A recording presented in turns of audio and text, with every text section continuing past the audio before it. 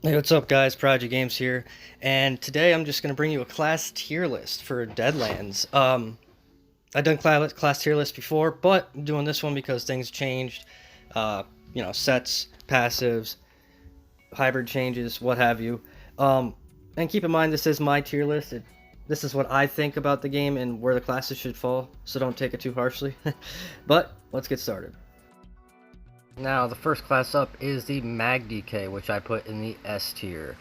And why the S tier, you ask? Well, they are crack now, dude. They have crazy sustain, way better. Their damage is higher. They're just nasty with their dots, like unbelievably nasty. And they got some sick stuns, guys. Like, they've always been good, but now that their passives changed, where they get so much more sustain, they're just way more survivable.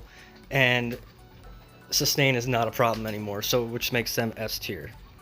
The next one up on the list is Magplar, which I also put in the S tier.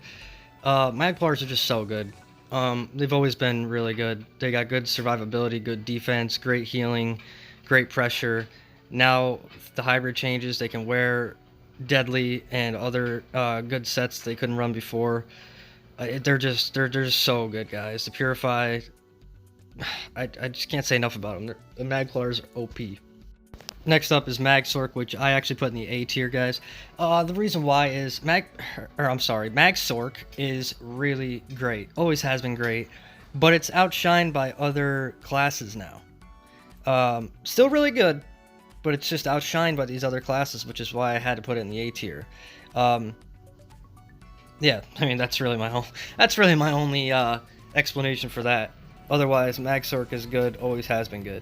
Next one up, Standblade, which I put in the S tier.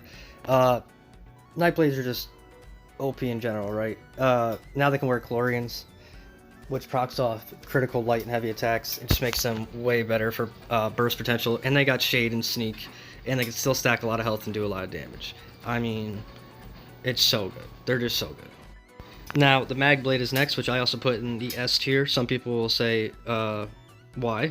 But has all the same benefits as the Stam.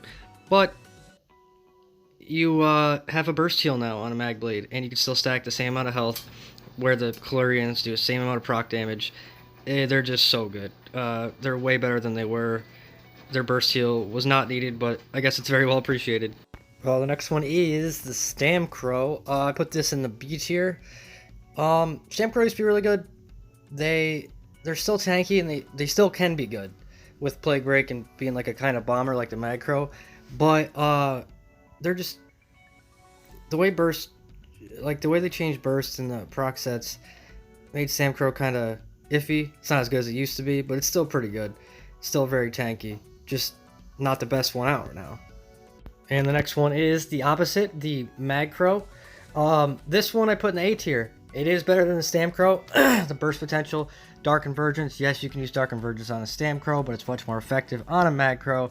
Magcrows can be tankier, and it just works all overall better with their toolkit. It's insane right now. You know, Dark Convergence got nerfed, but Magcrow, the Colossus, still hits really hard. Graveyard, Dark Convergence. Magcrow is just, it's solid this patch. That's why it's in the A tier. And the next class is the Magical Warden, which I put in the C tier, the very bottom. I've seen people play Mag Warden really good. It's just it's a confusing toolkit, especially for newer players. It just doesn't have good bursts. I mean, you can have good bursts. You just got to you just got to get really used to the class. But it's not an easy class to pick up and just be good at.